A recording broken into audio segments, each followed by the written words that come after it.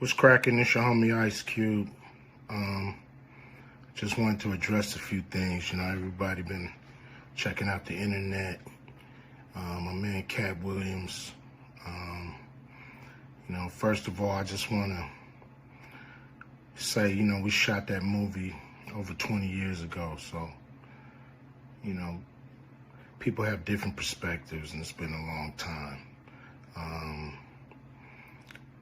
I also want to say, every comedian that I've worked with, every comedian that I've put in a movie, I only put them in the movie because I thought they was funny. I thought they was perfect for the part. I tried to put them in a position to win. That's what it's all about, I look at from, Chris Tucker and Bernie Mac and Mike Epps, Katt Williams, Ricky Smiley, Michael Blackson, Cedric, Kevin Hart. All these guys I know are funny as hell. I didn't discover them. They were doing their stand-up or doing their thing, and I knew that they were great and that they could act, and that if I have an opportunity, I was gonna give them an opportunity. To me, that's what it's all about. As far as specific things, Katt was 100 on a few things.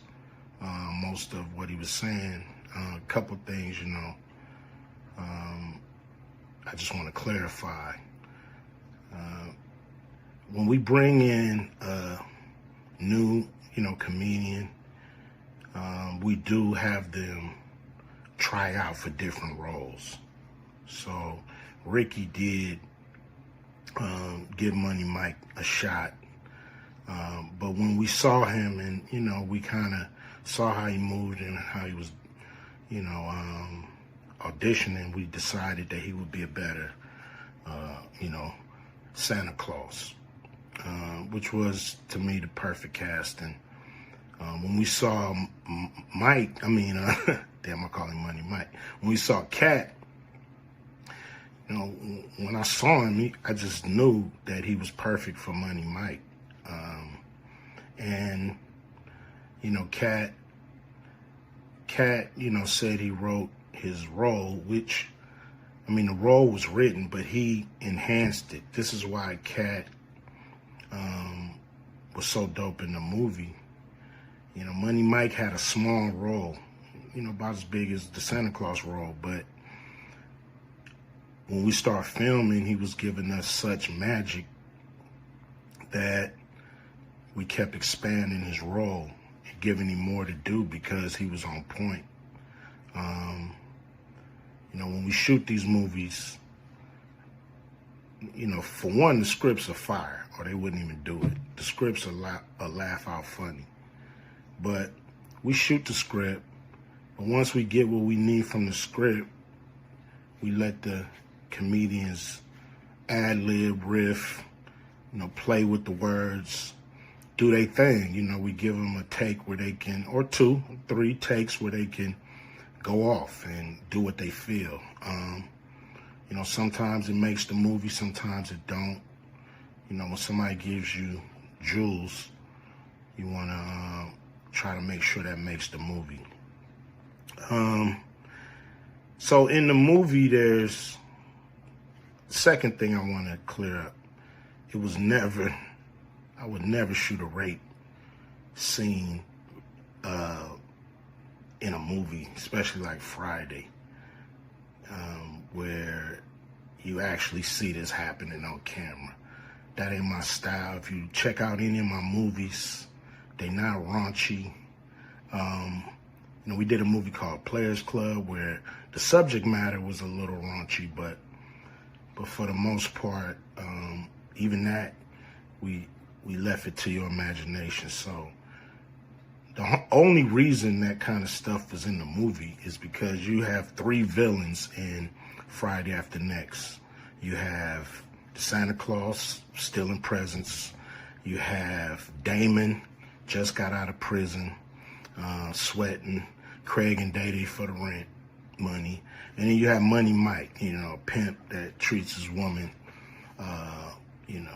like a property. So Craig is always fighting the villains in the movie, from the Joker brothers to Debo. And so we already had Craig fighting Santa Claus. And the only real way to get rid of the other two villains was to have them go against each other. And the plier joke was always in the script. It was never, we would never ever show that. That's not my style if you look at any of my movies. So, that was never a discussion. We, at that point in everybody's career, we would listen to a certain extent, but we wasn't gonna change the movie for any actor. We do what we feel, and if it was a rape scene, it would have been in the movie. There was no reason not to shoot it. But that's not my style. I don't even like that kind of shit in movies, on camera. And so, that was, to me, a little discrepancy there. Katt, he wrote a lot of his part because, like I said, he was giving us jewels, so we were keeping the camera rolling. He was coming off the dome. He was coming prepared every day to steal the show. That was his mission. And, that's what he did, with the movie. And it launched his career, And I'm proud of the movie. I'm proud of all the guys who've, come through, a Q Vision production and went on to do bigger and better things. And look, a lot of people are talking about pay and how much they was paid on these movies that were extremely low budget. Most of these guys work a couple of days, and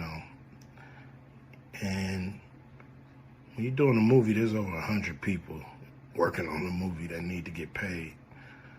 Most of them got to get paid every day. And there's pre-production and post-production. Even after you finish with the actors, you got to pay editors and sound people. And my movies are all about quality, so most of the money go up on the screen. I'm not giving you no bullshit. I'm not giving you no low budget, shit you can laugh at because it's so cheap. So, we try to put all the money on the screen.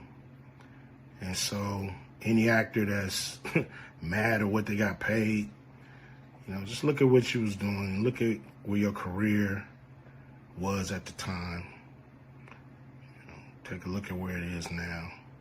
And Friday has something to do with that, I believe. And I put a lot of people in movies, but they ain't never put me in a movie. So you could take that for what it's worth. You know what I'm saying? I've given a lot of these guys opportunities. And I still act, so I'm waiting for a call. I ain't got to produce everything or write everything.